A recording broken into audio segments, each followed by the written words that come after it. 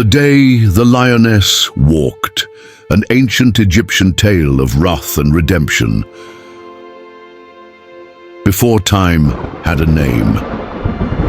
Before the stones of the pyramids kissed the sky, before the great kings had names, there was only the sun, the river, and the silence of the gods. The land that would become Sekhmet, black and fertile, was just a strip of hope in a world of endless sand.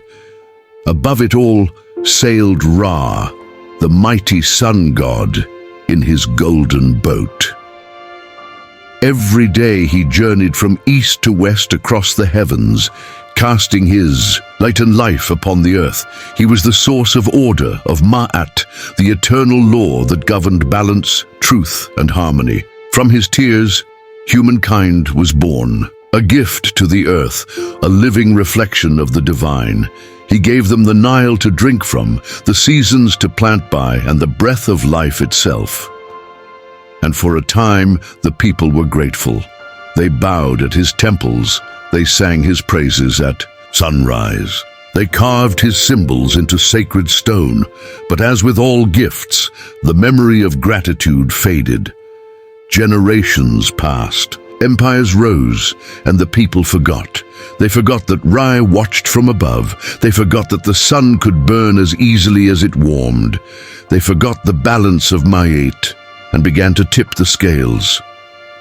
In a time before memory, when gods still walked the earth and mortals dared to question the sky, stories were born, not written in books but carved in stone, sung in fireside whispers, passed from soul to soul.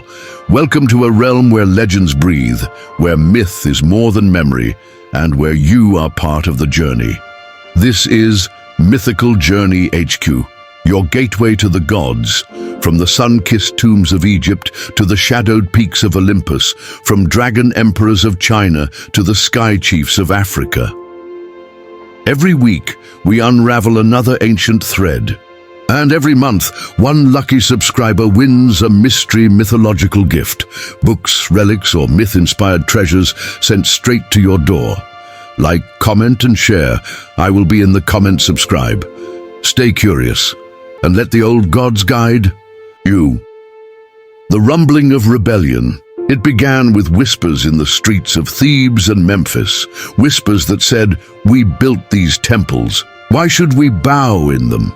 We grow the food, not the gods.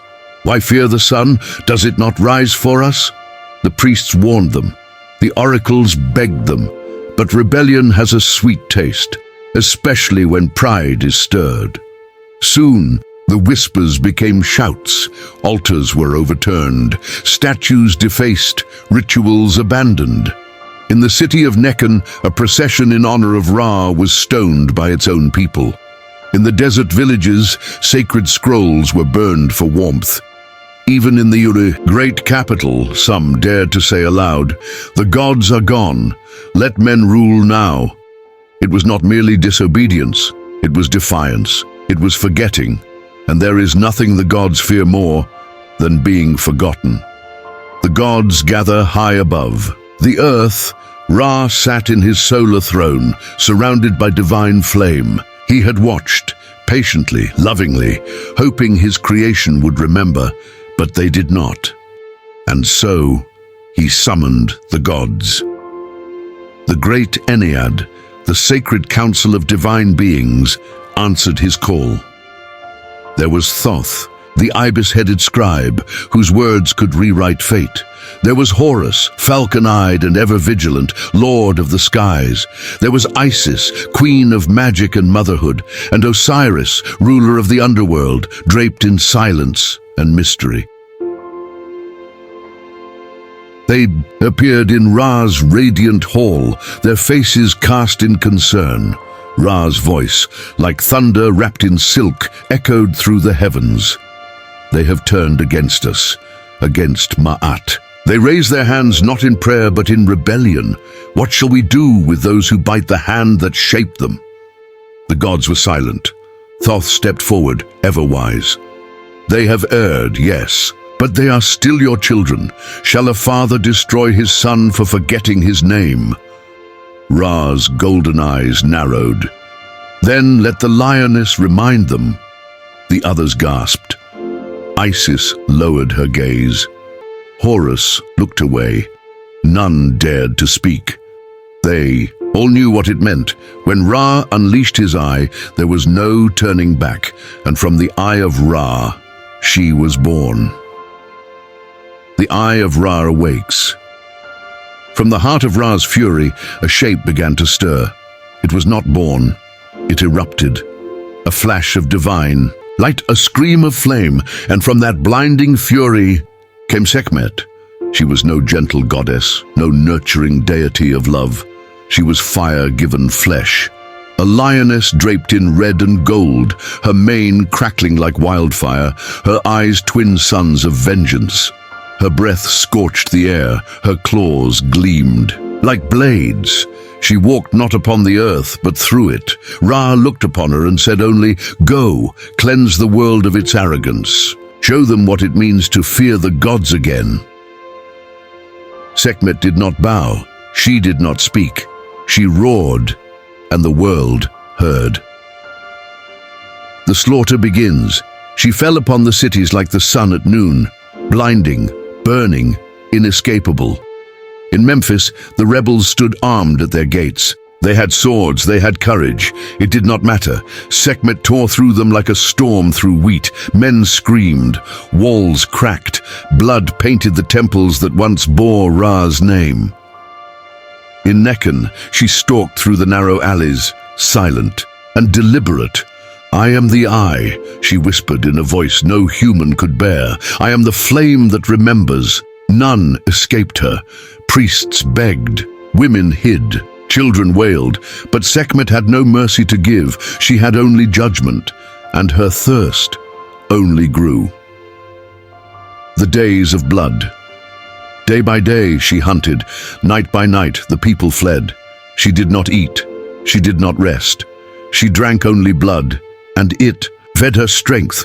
It is said the Nile ran red during those days, not from flood, but from the veins of the fallen. In the high halls of the gods, silence reigned. Even Thoth, who knew the names of all things, could not speak a solution. Isis wept. Osiris turned his face, and Ra, who had unleashed her, began to feel the weight of what he had done. A god's regret. On the seventh day, Sekhmet stood alone in a field of bones.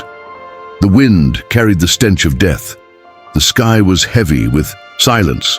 She raised her face to the sun and roared, a sound that shook the mountains. It was not the roar of victory. It was not the roar of rage. It was joy. Sekhmet, the lioness, the flame, was alive in her wrath. She had become what mortals feared the most, divine power unchained. And Ra, watching from his golden bark above, whispered to himself, "What have I done?" The gods plead. That night, he called once more the great Ennead, no longer a judgment, now a plea. She will not stop. Her thirst is endless. She has forgotten she is mine.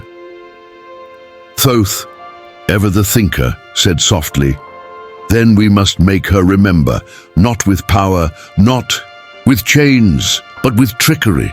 Ra turned to him, desperate. "Say the word." "The trick is prepared." Thoth, the god of wisdom, leaned upon his staff as starlight flickered in his eyes. "We cannot fight fire with fire. We must quench it, not with water, but with illusion." And so he told Ra his plan. The great sun. God sent his voice down to the earth, to his few loyal priests who still lived, hiding in mountain temples and reed-covered shrines. They heard his command in dreams and visions. Brew beer, enough to flood a plain, but mix it with red ochre, the color of blood. They obeyed. Across the Nile Valley, the last loyal hands worked through the night. Cauldrons bubbled, smoke curled into the dawn sky. Over 7,000 jars were filled with thick, red-stained beer. When morning came, the priests carried the jars out into the desert, just beyond the city of Dendera, where Sekhmet was last seen hunting. There, they poured the beer across the sand, letting it pool and ripple until the entire plain shimmered in crimson. It looked exactly like blood. And then they ran. The lioness returns. Sekhmet came with the rising sun. Her shadow fell across the dunes. Birds flew in frantic circles, sensing the divine predator's approach. Her paws were silent, but her breath came. In great heaving gusts, she smelled blood. Not just any blood, fresh, abundant. A feast laid at her feet. She stepped into the red lake and lowered her great lioness head. She drank. At first she lapped delicately, savoring the metallic taste. But the more she drank, the less blood it seemed to be. The taste dulled. The rage within her began to flicker. Still, she drank. She drank until the sun reached its peak, until the world swam in dizzy spirals, until her roars slurred into laughter. Sekhmet stumbled. Her golden armor glinted in the sun as she staggered through the red-soaked sand. She laughed, a strange sound, not cruel, not angry, just drunk. Then at last, she fell. Her body stretched across the scarlet plain. Her breath slowed. Her claws curled into the soft earth, and she slept. The lioness slept, and the earth sighed. Awakening, a new face of the divine. When Sekhmet awoke, the world had changed. The skies were soft again. The wind was no longer filled with cries, but the rustle of papyrus reeds. She blinked. Her eyes, once flames, now held a glow like sunrise, not fire, but warmth. The thirst that had driven her, gone. The bloodlust faded. The rage cooled into something gentler. She rose slowly and looked at her reflection in the still pools of beer. And for the first time she saw herself, not the weapon, not the flame, but the goddess beneath. She remembered joy. She remembered laughter. She remembered music. And as the gods watched, they saw her form soften. Her lion's face remained proud and beautiful, but now it held something new, compassion. Sekhmet, the destroyer, had become Hathor, goddess of music, beauty, love and dance. From chaos, balance had been restored. Celebration and warning. The people came out of hiding. They gathered at Dendera and Thebes and Luxor. There, where the blood once ran, they raised their voices not in fear, but in thanks. They sang for Hathor. They offered her music, drums and flutes and tambourines. They gave her wine and sweet cakes. They danced in her honor beneath garlands of lotus flowers. But they did not forget. Every year, when the floodwaters began to rise, they brewed beer dyed with red ochre and spilled it upon the earth. They called it the Festival of Drunkenness, a sacred rite to honor the day Sekhmet spared them. Or perhaps more truthfully, the day they spared themselves from her, and they whispered prayers, not to wake her, but to keep her sleeping, for Sekhmet still lives in the heart of every flame, in the roar of the lion, in the vengeance that sleeps beneath justice. She is not gone, only quiet. And should the world ever tip again toward chaos, should humanity once more forget Maat, the lioness will rise, and the Eye of Ra will walk once more. So now you know, the lioness who drank blood, the goddess who became joy, and the warning written in red upon the sands of time. Sekhmet sleeps, for now. But gods are not forgotten. They are only waiting. If myths like these stir your blood, if you walk the edge between legend and truth, then step deeper, subscribe, enter the forgotten, and let the old gods speak once more. This is Mythical Journey HQ.